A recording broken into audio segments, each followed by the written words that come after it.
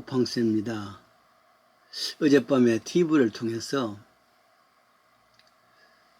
2024년도 미국의 풋볼 게임이 시작이 되었습니다. 첫 방영을 구경을 했습니다.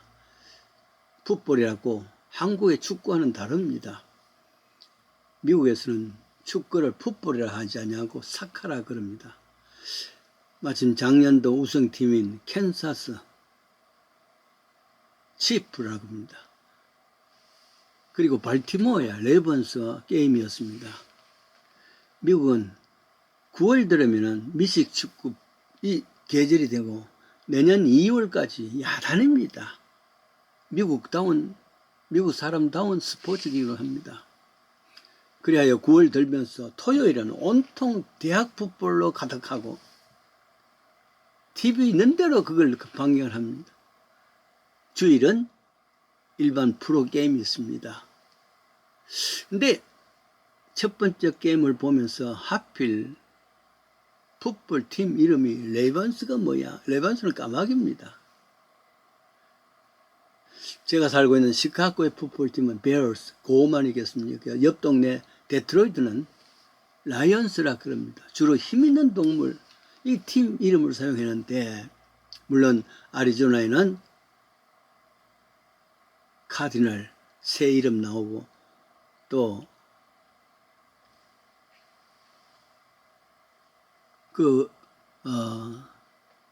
또 어떤 데는 펠컨, 매 아니겠습니까? 이런 새들은 좀 그렇습니다만 까마귀는 좀 그렇습니다. 까마귀는 어떤 면에서는 까만 마귀 그런 느낌이 있잖아요. 까만 마귀, 까마귀. 불길한 새입니다. 저승사자라 그러기도 합니까? 죽은 시체를 먹습니다. 여러분 아시는 대로 알프레드 히치코크의 영화 유명한 버드, 새, 그 새가 까마귀였습니다. 그러나 까마귀는 때때로 좋은 영향을 나타내는 새로 기록된 것은 성경입니다. 열왕기상 17장에는 그릿 집가에 몸을 숨은 엘리야에게 먹을 것이 없잖아요.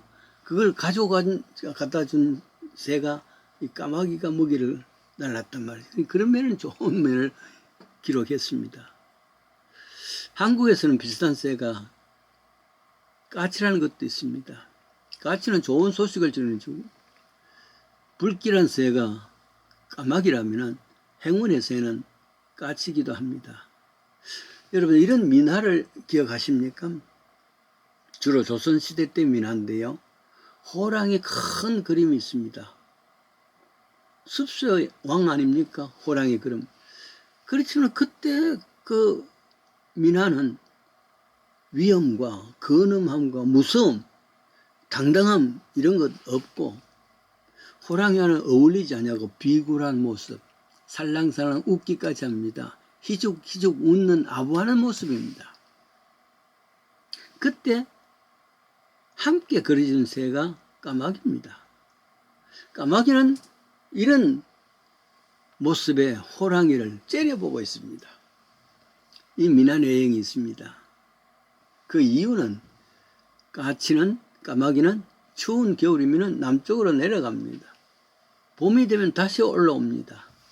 호랑이는 이 기간이 까치가 저 하늘의 옥황상제에 가서 그동안의 숲속의 모든 짐승들의 일거수일투족을 다 레포트하는 보고하는 것으로 생각했단 말이죠. 그래서 호랑이는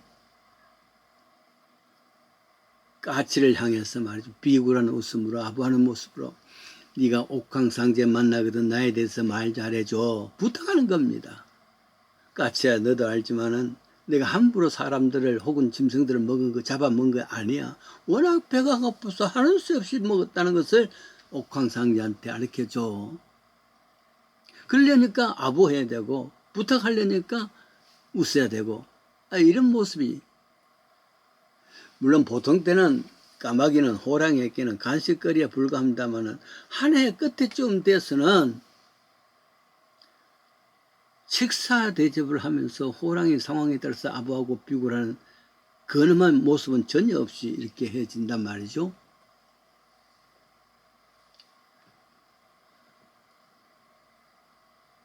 그렇습니다. 이런 생각을 해봅니다. 그 민화를 보면서.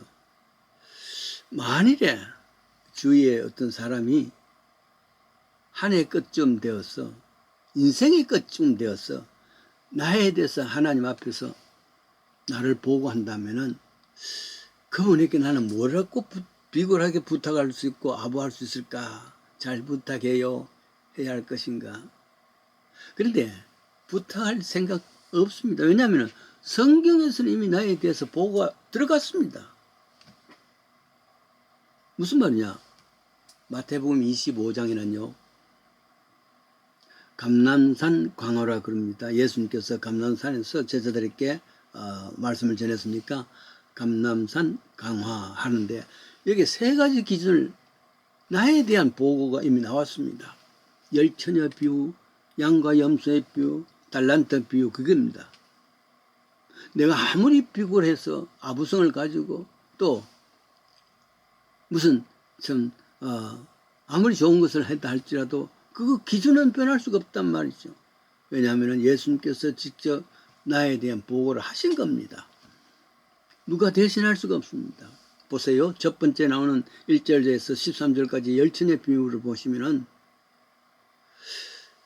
이 땅에 살면서 천국은 마치 등을 들고 신랑을 맞이하는 열처녀와 같은데 그중 다섯은 미련하고 다섯은 슬기 있는 사람 아이들 처녀였단 말이죠. 미련한 아이들은 등을 가졌는데 기름이 없어. 그래서 기다리다가 보니까 기름이 다 떨어졌단 말이에요. 그래서 정말 신랑이 왔을 때는 등불이 없단 말이에요. 그 대신에 다섯 슬기로운 처녀는 기름을 준비했다가 신랑이 오니까 같이 갔다. 이런 이야기입니다. 벌써 이미 정해져 있습니다. 나에 대해서. 나는 어디에 속한가? 슬기로운 처녀에 해당되는가? 아니면은 어리석은 처녀에 해당되는가? 누구라도 이 기준에서 벗어날 수가 없습니다. 이미 나에 대한 보고가 되어졌단 말이에요. 둘째로는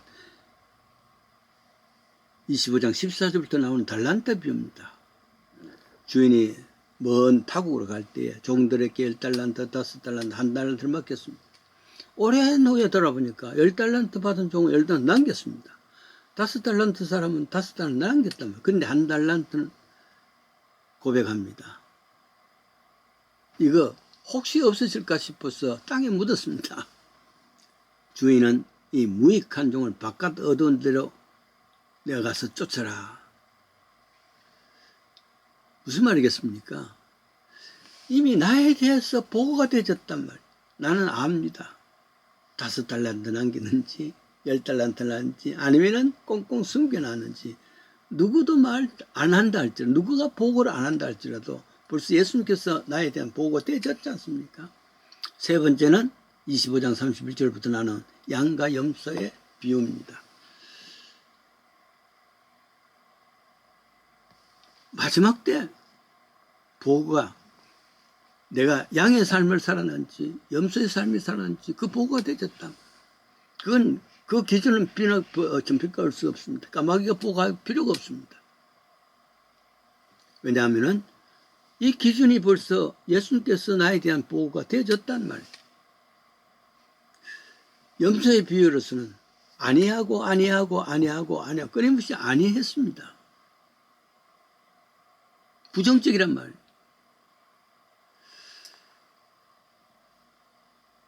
대신에 양의 경우는 무엇 하고 했습니다.